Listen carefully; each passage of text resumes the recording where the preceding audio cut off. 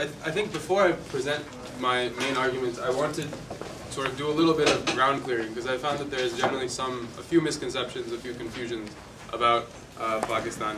And these are quite elementary, so if it's unimportant, I'll just go quickly. But first things first is that when I speak about the war in Afghanistan and Pakistan, when we speak about it in terms of its impact on Pakistan and its politics and things like this, it really demands that we discuss two wars that have been waged hand in hand. One is the US occupation of Afghanistan, which Derek and hopefully Sonali will also discuss. I'm not going to spend so much time speaking about that because we have Derek and Sonali here. I'm going to speak more about the Pakistan-led war on terror in the northwest of the country. And so, I mean, these are operations that have been waged by the Pakistani army. There's obviously a very close relation to the expansion of the US war in Afghanistan, but that's going to be my primary focus. I'm not even going to speak that much about drone attacks and about the presence of American troops in Pakistan.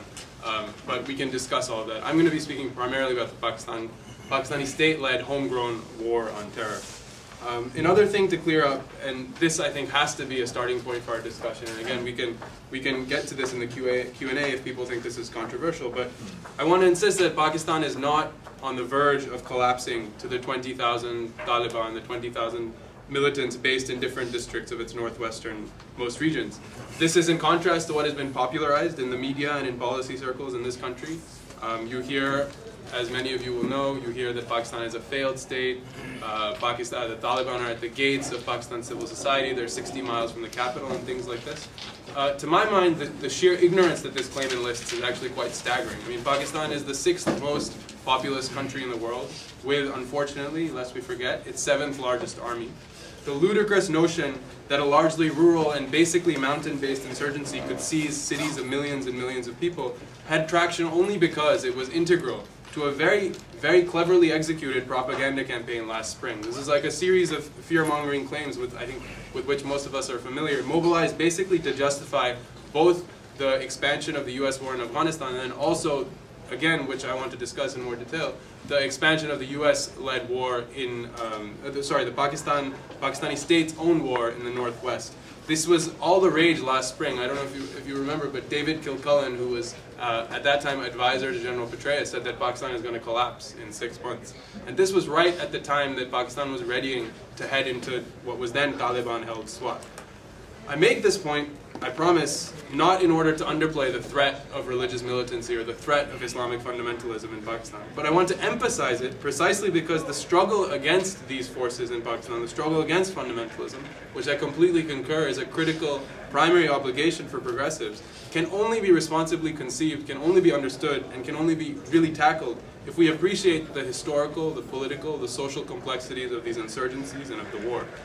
Any lefty worth their salt stands in unconditional opposition to the values and ideology championed by the Taliban.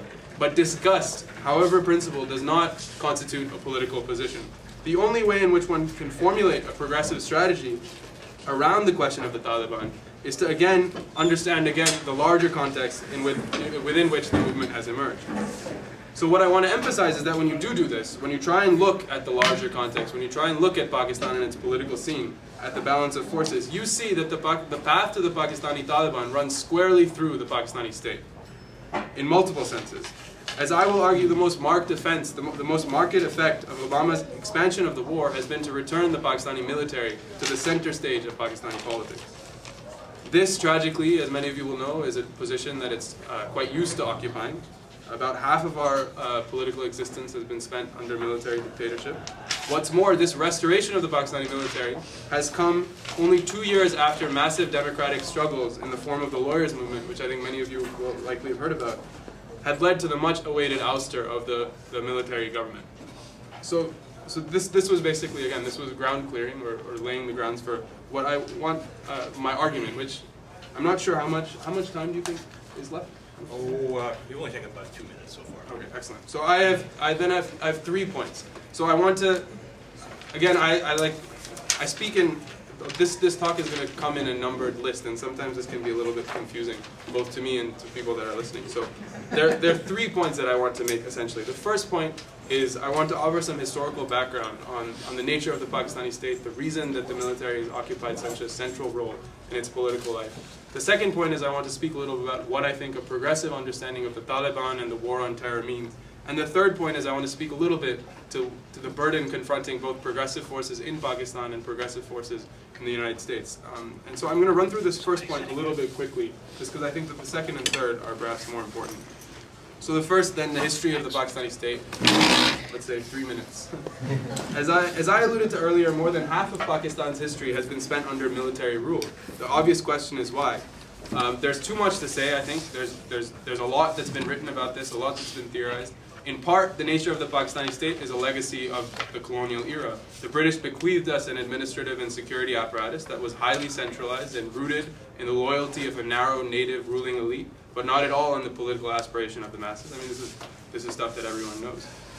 One must also, I think, appreciate the bankruptcy of the political formation that led Pakistan to independence in 1947. This was the Pakistan Muslim League, headed by our founding father, Muhammad Ali Jinnah, which, and this is a quote from a famous Pakistani sociologist who some of you might have heard about, Hamza Alvi. He writes, the Pakistan Muslim League failed until the very eve of the partition to draw any substantial support in the Muslim majority provinces which were later to constitute the state of Pakistan. The solid base of support for the Muslim League for most of its history lay in the Muslim minority provinces of India, namely the UP and Bihar.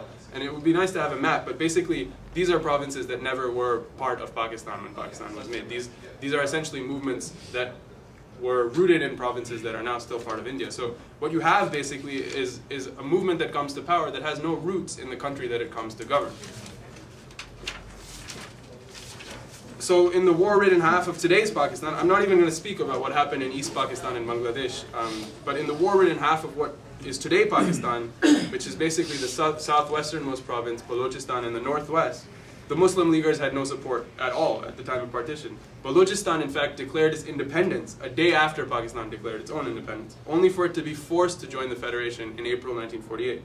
The northwest frontier province, now home to the Taliban, then housed a dynamic and non-violent freedom movement in the form of the Red Shirts. And that movement was allied to the Indian National Congress and not to the Muslim League.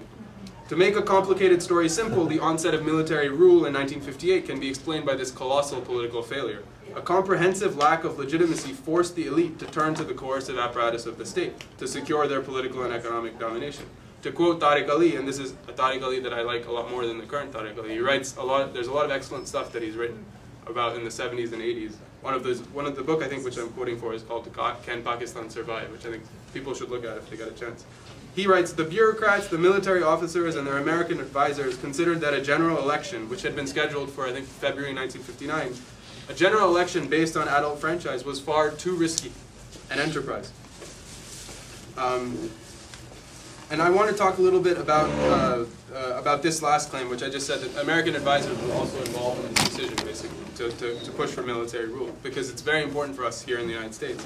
The U.S. government in Pakistan has backed the forces of reaction in our country to the hilt. The close relationship between the Pakistani state and America has flowered most at that time when Pakistan has been commanded by the military. I want to read a quote that I think is quite funny, which sort of emulates this. So, in 1957, the Congressional Committee on Foreign Relations described the Pakistani military explicitly as, quote, the greatest single stabilizing force in the country. This came only a year before our first coup, which would be led by Ayub Khan, the same Ayub Khan who would justify his dictatorship on the grounds that, quote, democracy cannot work in a hot climate. To have democracy, you must have a cold climate, as they do in Britain.